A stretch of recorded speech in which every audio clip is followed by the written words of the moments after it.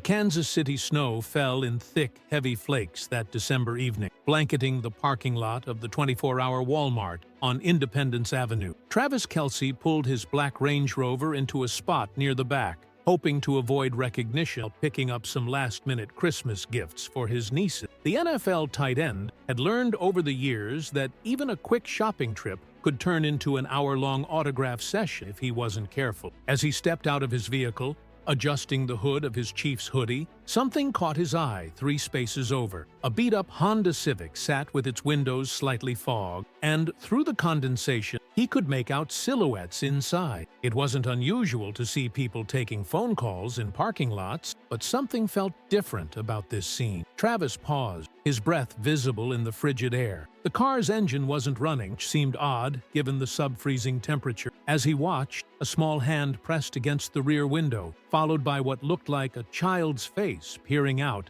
into the snowy night. His professional athlete instincts kicked in. The same awareness that helped him read defenses on the field now told him something was wrong. Travis casually walked closer, pretending to check his phone while observing the situation. The Honda's license plate was from Oklahoma, and he could see clothes hanging from hooks along the window. Definitely not a temporary setup. Through the partially fogged windshield, he glimpsed a woman in the driver's seat, her head tilted back against the headrest. Even from this distance, her exhaustion was palpable. In the back seat, he could make out 2 small figures huddled under what appeared to be a shared blanket. Travis felt his heart clench. He'd grown up in Cleveland Heights, and while his family had never been wealthy, they'd always had a roof over their head. The sight of children spending a winter night in a car hit him harder than any linebacker ever had. He approached the vehicle slowly, not wanting to startle anyone inside. When he was close enough, he gently tapped on the driver's side window. The woman's head snapped up, her eyes wide with a mixture of fear and embarrassment. She was younger than he'd initially thought, probably in her late 20s, with dark circles under her eyes that spoke of countless sleepless nights. She cracked the window just an inch. "Can I help you?" Her voice carried a slight southern accent, trembling either from cold or nervous. "Hey there," Travis said softly, crouching down to appear less intimidating. "I'm sorry to bother you, but I noticed y'all have been sitting here for a while. Everything okay?" The woman's eyes darted around nervously. "We're fine, thank you. Just waiting for someone." From the back seat, a small voice piped up. "Mama, I'm still cold." Travis's heart broke a little more. "Ma'am, I don't mean to intrude, but it's supposed to get down to single digits tonight. Are you sure there isn't somewhere warmer you could wait?" The woman's composure cracked slightly. We're okay, really. What's your name?" Travis asked gently. She hesitated before answering.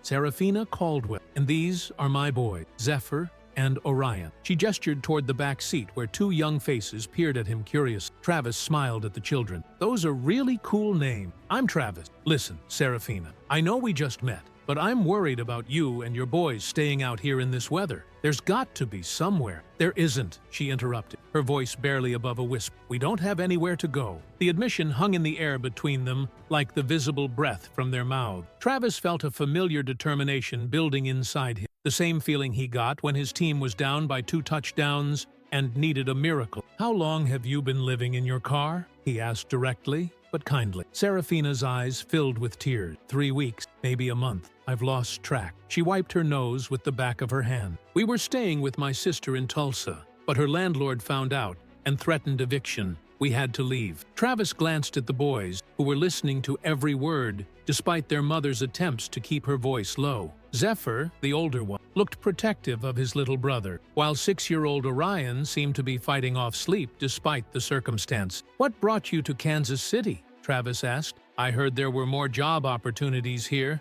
"I've been applying everywhere. Restaurants, retail, cleaning service. I had 3 interviews this week, but when they ask for an address," she trailed off, the implication clear. Travis's mind raced. He thought about his own warm house just 20 minutes away, his comfortable bed, his fully stocked refrigerator. The contrast felt obscene. "Serafina, I want to help you and your boys. Would you let me buy you dinner at least? There's a Denny's right across the street that's open all night." She shook her head quickly. "We can't accept charity. I still have a little money left, and I need to save it for gas, and—" "It's not charity," Travis interrupted gently.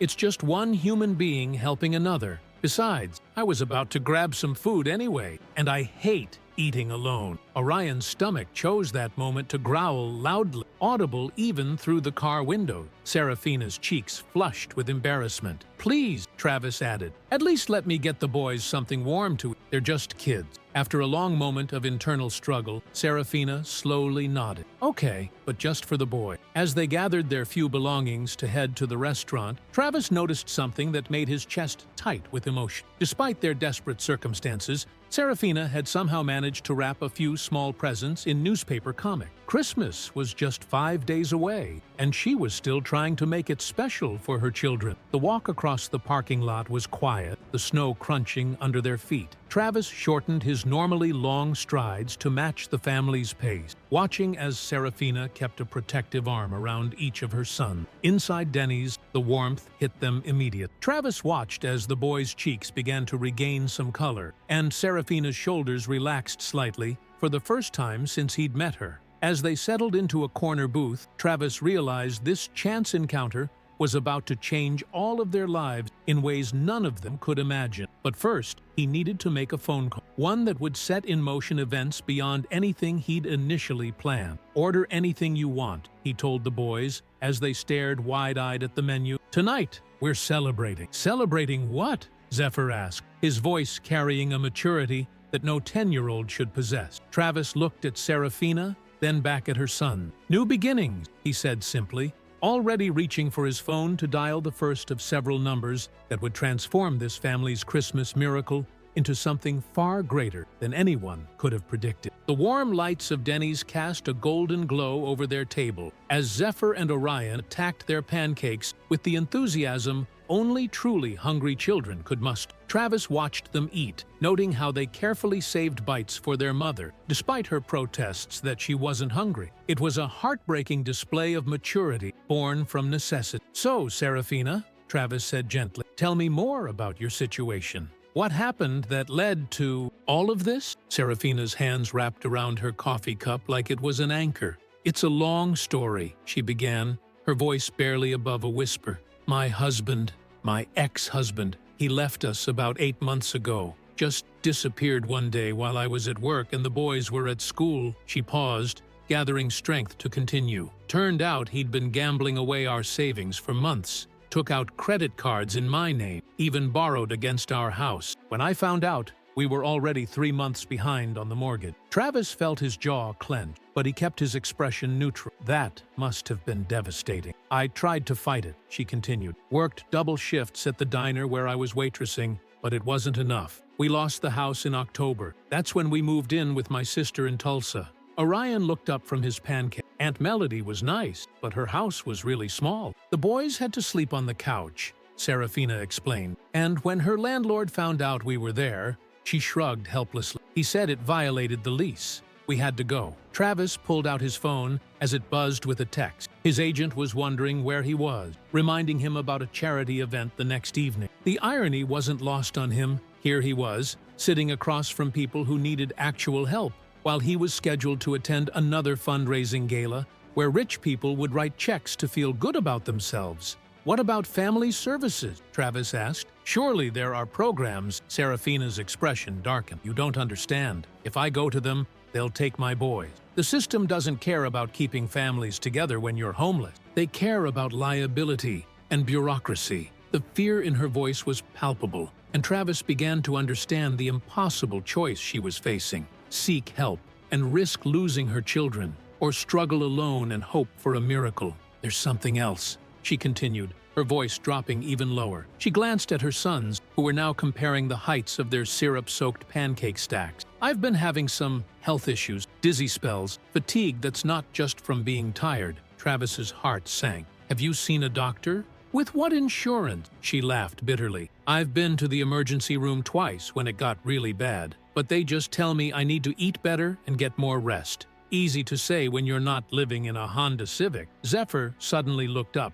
"Mama gets really sick sometime. She tries to hide it, but I can tell." "Zephyr, honey, eat your food," Serafina said quickly. But Travis caught the look of pain that flashed across her face. His phone buzzed again. This time it was his teammate, Patrick Mahone, asking if he wanted to hang out later. Travis stared at the text, thinking about the vast difference between his world and theirs. While he was deciding which of his luxury cars to drive to a friend's house, this family was trying to figure out where they'd sleep tonight. Serafina, I need to ask you something, and I want you to be completely honest with me, Travis said, leaning forward. When was the last time you had a real meal? Not just a few bites here and there, but an actual full meal? She was quiet for so long that Travis thought she might not answer. Finally, she whispered, Tuesday. No, Monday. I think it was Monday. It was now Thursday night. Travis felt something crack inside his chest. You haven't eaten in 3 days? The boys need it more, she said simply, as if it was the most obvious thing in the world. Mama always lets us eat first,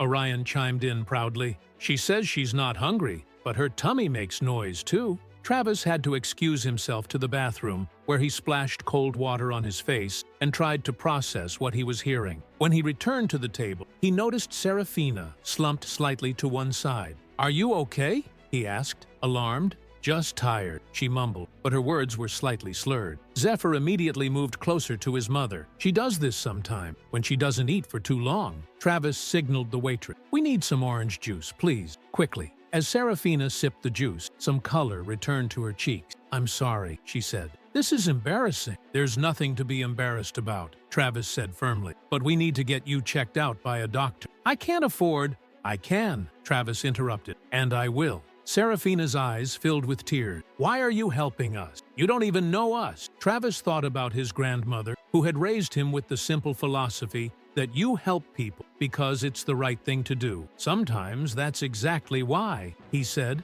His phone rang, and he glanced at the caller ID. It was his mother, probably calling to chat about Christmas plans. As he watched Serafina struggle to stay upright and her boys pretend everything was normal, Travis realized he was about to make a phone call that would change everything, not just for this family, but for himself as well. Boys, he said, how would you like to come stay at my house tonight? Just until we can figure out a better situation for you and your mom. Orion's eyes widened. You have a house? I do.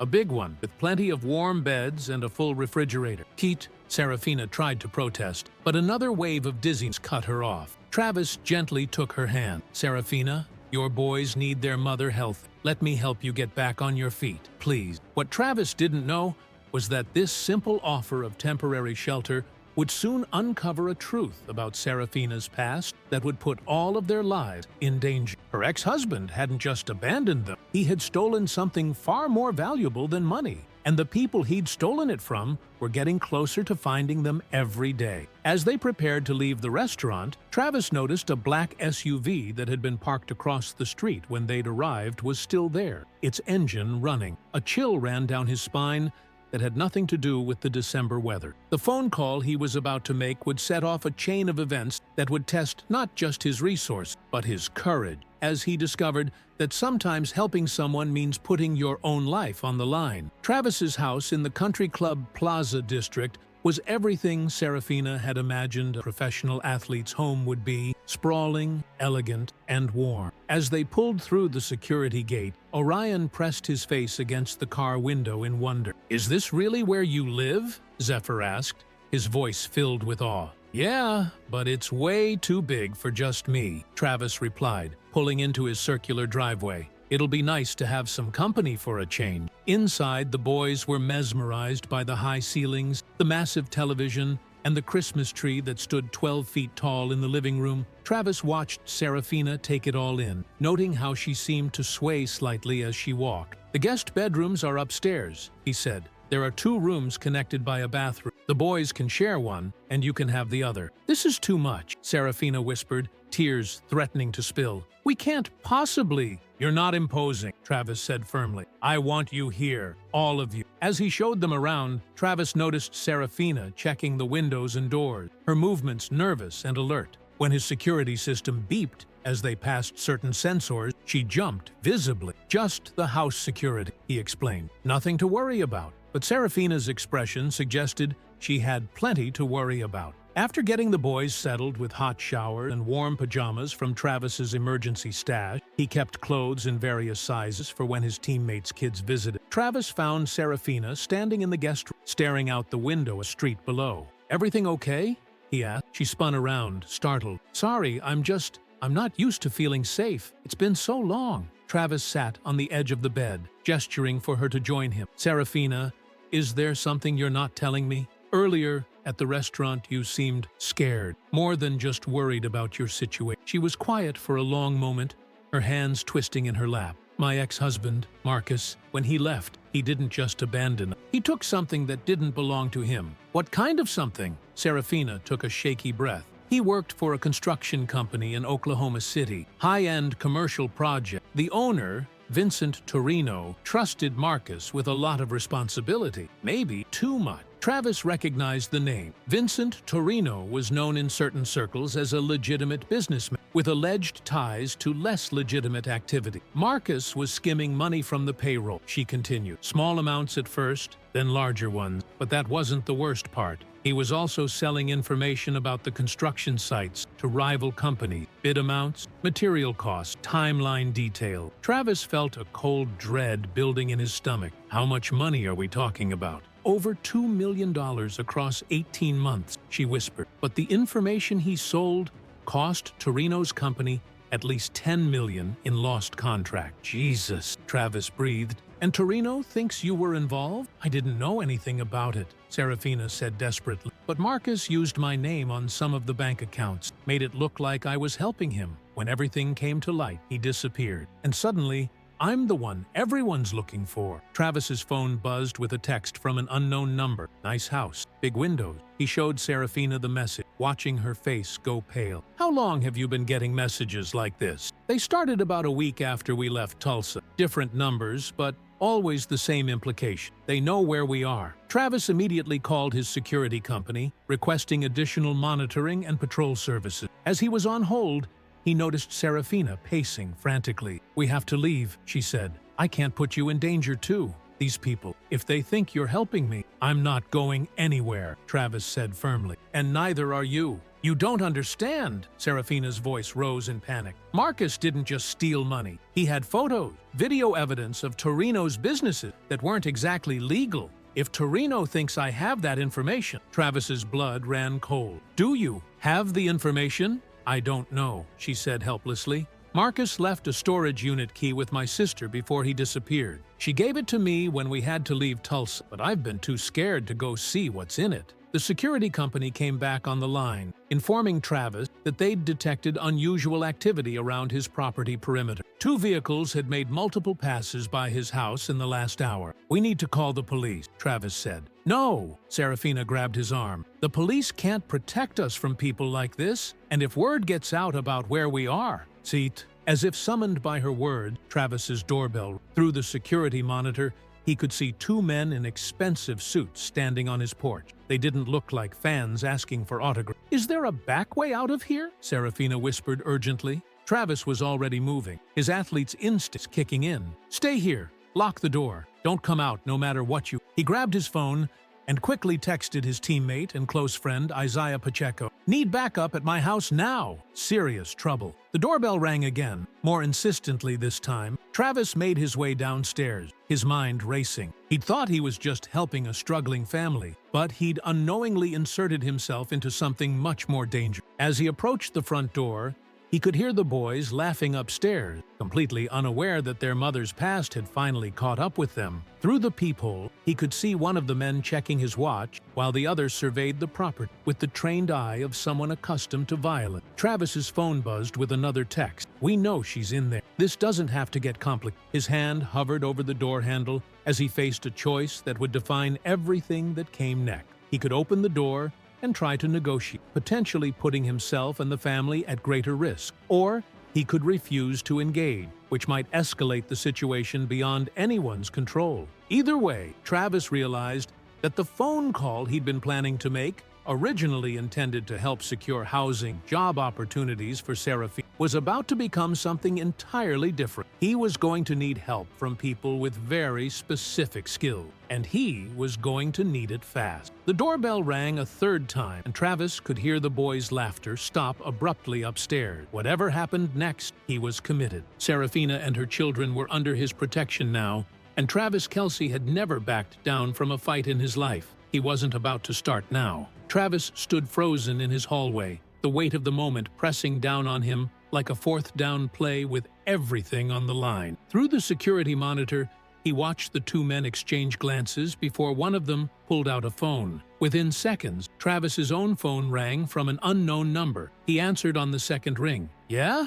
Mr. Kelce." The voice was smooth, professional, and somehow more terrifying than any screaming fan or trash-talking opponent he'd ever faced. "My name is Anthony Torino, Vincent's nephew. I believe you have something that belongs to my family." Travis kept his steady. "I think you've got the wrong house." "No, I don't think so. Serafina Caldwell and her children. We just want to talk to her. Clear up some misunderstandings about her late husband's business arrangement." "Late husband?" Travis's blood chilled. There was a pause on the other end. "Oh, she didn't tell you?" "Marcus Caldwell was found floating in Lake Hefner 3 weeks ago. Terrible accident." Travis's knees nearly buckled. Upstairs, Serafina didn't know she was a widow. Her boys didn't know their father was dead. "Now, Mr. Kelce, you seem like a smart man. A man who values his career, his endorsement, his reputation. We're not unreasonable people. We just need to retrieve some property that Marcus took, and then we'll all go our separate ways." Travis found his voice. "And if she doesn't have what you're looking for, then we'll know she's been honest with us, and we can all move forward. But hiding from us, running from state to state, involving famous football players, that makes it look like she has something to hide." Through the monitor, Travis could see more vehicles pulling up. Black SUV, at least 4 of them now, with men positioning themselves around his property. This wasn't a simple intimidation visit. This was a coordinated operation. "I need 5 minutes," Travis said. "You have 3. The line went dead. Travis sprinted upstairs, taking the steps 3 at a time. He found Serafina in the boys' room, both children sitting on the bed, while she tried to explain why they might need to leave suddenly. "Serafina," Travis said gently, pulling her aside. "I need to tell you something, and you're going to need to be strong." He watched her face crumble as he delivered the news about Marcus. She stifled a sob, her hand over her mouth to keep from alarming the boys. "I'm sorry," Travis whispered. "I'm so sorry." "How long have they known?" she asked, her voice hollow. "I don't know, but they're here now, and they want whatever Marcus took." "Do you have the storage unit key?" With trembling hands, Serafina reached into her jacket pocket and produced a small silver key with a plastic tag. "Unit 247, Tulsa Self-Storage on Memorial Drive." Travis made a decision that would either save them all or get them killed. He pulled out his phone and dialed a number he'd never thought he'd need to use. "Agent Morrison, this is Travis Kelce. We met at that charity event last year. You gave me your card and said to call if I ever needed help." "Well, I need help."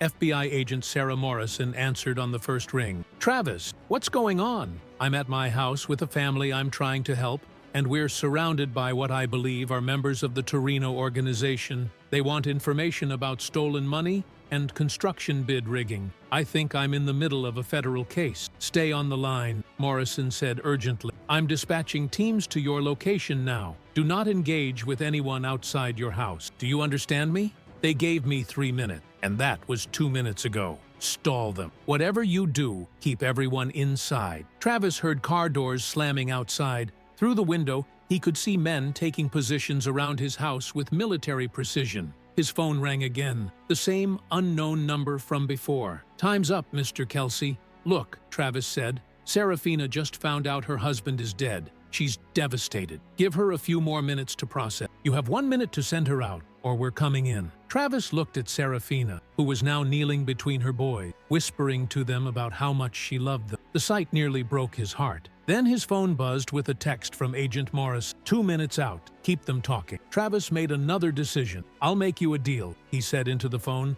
"I'll go get whatever's in that storage right now, tonight. You follow me there, you get what you want, and you leave the family alone." "That's not how this works." "That's exactly how this works," Travis interrupted, channeling every ounce of leadership he'd learned as a team captain. "You want the information? Fine. But the woman and her kids stay here, under FBI protection, while I go get it for you." There was a long pause. "FBI? They're about 30 seconds away," Travis said, watching through his security cameras as black vehicles with federal plates came screaming around the corner. "So, you have a choice. You can have a shootout with federal agents in front of a celebrity's house and make national news, or you can take my deal and get what you came for." The silence stretched for 10 seconds that felt like an hour. "We'll be in touch," the voice finally said. Through the monitor, Travis watched the Torino vehicles disappear into the night just as the FBI tactical teams surrounded his house. Agent Morrison was at his door within minutes, along with a team of agents who immediately began securing the property. As they debriefed, Travis learned that the FBI had been building a case against the Torino organization for 3 years, but they'd never been able to get close enough to obtain solid evidence. If Marcus really did steal documentation of their illegal activity, Morrison explained, and if it's in that storage unit, we could shut down their entire operation, but we need someone to retrieve it legally. That's where I come in, Travis said. Absolutely not, Serafina interjected. I won't let you risk your life for us, Travis looked then at Zephyr and Orion, who were finally asleep on the couch, exhausted by the day's events. He thought about his comfortable life, his successful career, his secure future. Then he thought about this family, who had lost everything and still faced an uncertain and dangerous road ahead. Agent Morrison, he said, what do you need me to do? The phone call he was about to make to his lawyer, his agent, and his family would be the hardest of his life. He was about to voluntarily walk into a situation that could end his career, his endorsement, and possibly his life. But as he watched Serafina smooth her son's hair while they slept, Travis knew he'd already made his choice. Some things mattered more than football. The real game was just beginning. The Tulsa self-storage facility looked like a fortress at 2 a.m., surrounded by FBI vehicles, local police, and enough surveillance equipment to monitor a small city. Travis stood in the cold December air, watching Agent Morrison's team set up their operation with military precision. You sure about this? Morrison asked him for the third time. Once you open that unit, there's no going back. If the Torinos have people watching, if this goes sideways, Travis adjusted the wire they'd fitted him with, the tiny device feeling foreign against his chest. I'm sure. 3 hours earlier, he'd made the most difficult phone calls of his life. First to his parents, explaining why their son was about to put himself in federal witness protection. Then to his agent, who'd screamed about voided contracts and career suicide. Finally to Patrick Mahomes, asking him to take care of Serafina and the boys if something happened. I still don't understand why you're doing this, Serafina had said, as the FBI agents prepared to move her and the children to a safe house. Travis had knelt down to say goodbye to Zephyr and Orion, both boys hugging him fiercely. Will we see you again?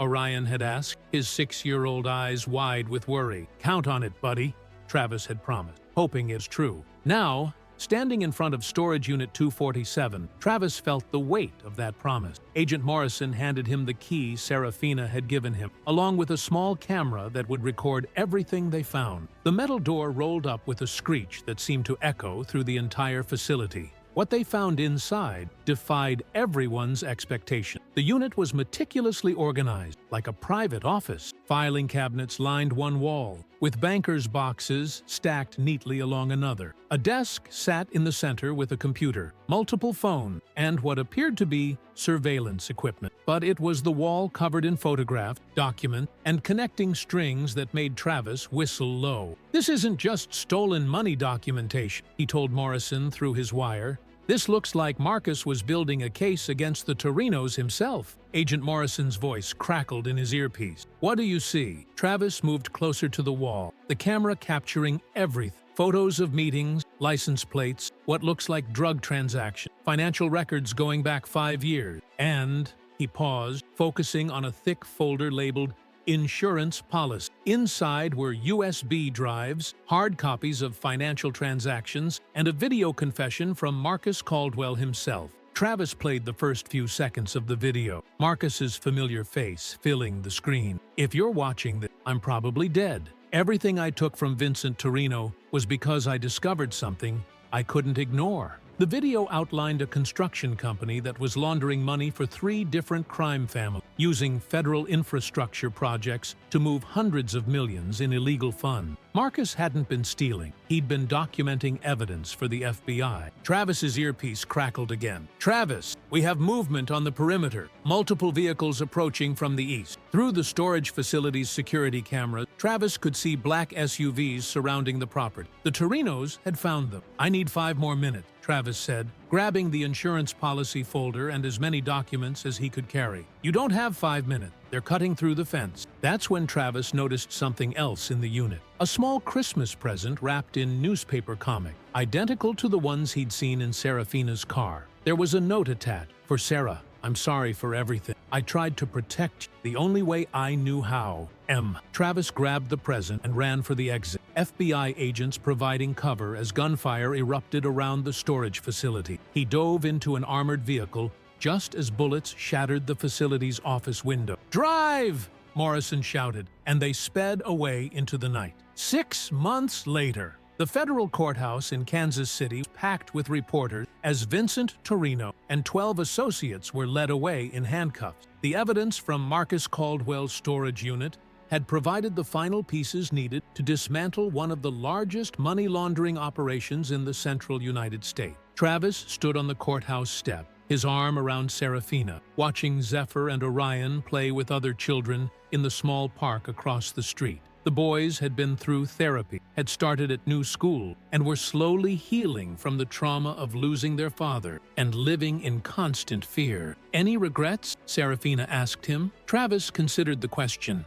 His life had changed dramatically. He'd lost 3 major endorsement deals when companies decided his involvement in a federal investigation was too controversial. He'd missed 2 games due to death threats. His house had been sold, and they'd all moved to a more secure location outside the city. But he'd also gained something irreplaceable. "Just one," he said, pulling the newspaper-wrapped Christmas present from his jacket. "I never gave this to you." Serafina unwrapped it carefully, revealing a simple gold locket. Inside was a photo of her with the boy, taken during happier time, along with a note from Marcus. "You were always the real treasure. I hope someday you can forgive me for not being brave enough to protect you the right way." As she read the note, tears streaming down her face, Zephyr and Orion ran over to join them. "Mama, are you sad?" Orion asked, wrapping his small arms around her waist. "No, baby," she said, hugging both boys. "I'm grateful." Travis's phone buzzed with a text from his new business manager. The Travis Kelce Foundation for Families in Crisis had just received its largest donation yet, a $2.3 million anonymous gift that would fund housing assistance for hundreds of struggling families. "Who do you think it's from?" Serafina asked, reading over his shoulder. Travis smiled, remembering a conversation he'd had with Agent Morrison the week before. The recovered money from the Torino investigation had to go somewhere, and the federal government had quietly decided that families who'd been victimized by the organization's activities deserved compensation. "I have my suspicion," he said. As they walked toward their car, Travis reflected on the phone call that had started it all. His simple offer to help a family in need. What he hadn't expected was how much they would help him in return. The media had initially portrayed him as reckless, a celebrity who'd gotten in over his head.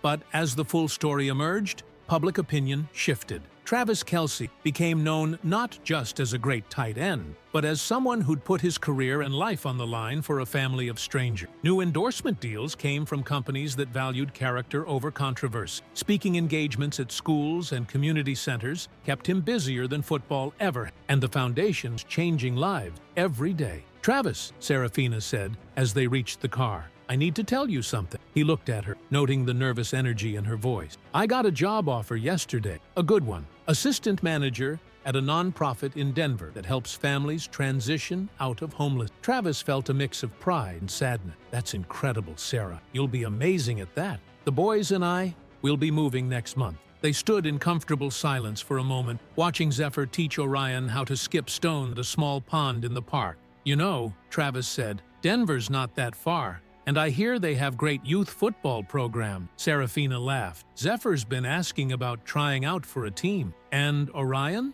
He wants to learn guitar. Says if his mom can start over, so can he." Travis pulled out his phone and scrolled to a contact he'd added months ago. "I know a guy who gives lessons. Former country music star, actually. Real quiet guy. Keeps to himself, but he's incredible with kids." As he dialed the number, Travis thought about the ripple effect of that December night in the Walmart parking lot. The phone call he'd made to help one family had ultimately led to exposing corruption, protecting dozens of other families, and creating a foundation that would help thousands more. The instructor answered on the second ring. "Marcus Caldwell Music Academy. This is Jake speaking." Travis smiled. "Jake Morrison, Agent Morrison's husband, had started the music school with part of the federal reward money, naming it after Marcus to honor his memory and his ultimate sacrifice. "Jake, it's Travis Kelce. I have a young man who'd like to learn guitar." As he made arrangements for Orion's lessons, Serafina watched her boys playing together, their laughter carrying across the park.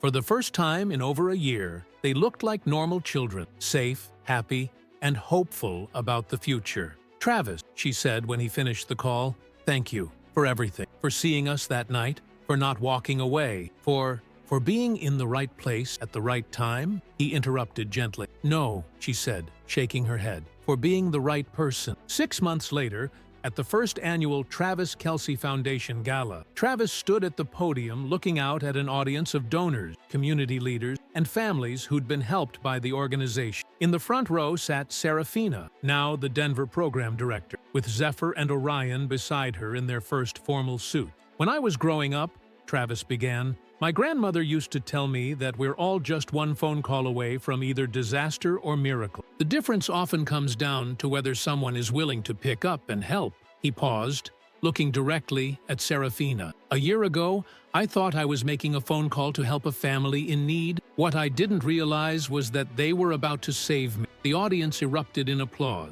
but Travis kept talking. "Serafina Caldwell and her sons, Zephyr and Orion, taught me that heroism isn't about making the spectacular play or scoring the winning touchdown. It's about showing up for people when they need you most, especially when it's inconvenient or dangerous or might cost you everything you thought mattered." In the audience, Orion leaned over to his brother. "Is Travis talking about us?" "Yeah," Zephyr whispered back, wiping away a tear. "He's talking about all of us." Travis concluded his speech by announcing the Foundation's newest initiative, the Marcus Caldwell Courage Award, given annually to ordinary citizens who take extraordinary risks to help others. The first recipient, he announced, would be Serafina Caldwell, for having the courage to accept help when she needed it most, and for turning her experience into a way to help other families avoid the same struggle. As the evening ended and guests began to leave, Travis found himself outside on the hotel terrace, looking up at the Kansas City skyline. His phone buzzed with a text from Patrick Mahomes. "Great speech tonight. Proud to call you teammate and friend." "Second thoughts?" a voice asked behind him. Travis turned to find Agent Morris, now Deputy Director Morris, approaching with 2 cups of coffee. "About which part?" Travis asked, accepting the cup gratefully. "All of it, the foundation,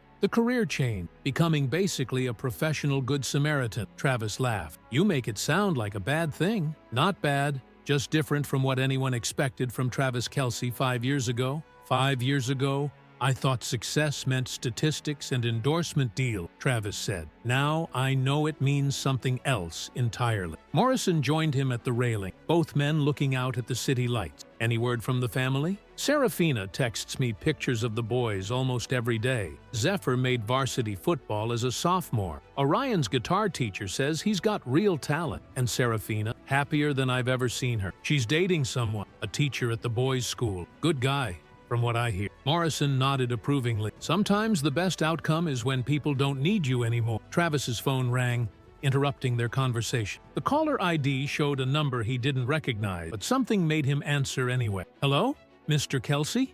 The voice was young, scared, definitely female. "My name is Isabella. I'm calling from a truck stop in Amarillo, and I don't know who else to call. I have my baby daughter with me, and we've been living in our car for 2 weeks, and I heard about your foundation." Travis met Morrison's eyes and smiled. "Isabella, take a deep breath. Tell me exactly where you are." "Help is on the way." As he signaled to Morrison to start making calls, Travis realized that some stories don't really end. They just become the beginning of new ones. The phone call that had started as a simple offer to buy dinner for a hungry family had evolved into something far greater, a lifeline for anyone who needed to know that someone, somewhere, was willing to pick up the phone and help. And Travis Kelce, former football star turned full-time humanitarian, wouldn't have it any other way. The circle was unbroken, the phone kept ringing, and every call was another chance to change someone's life forever.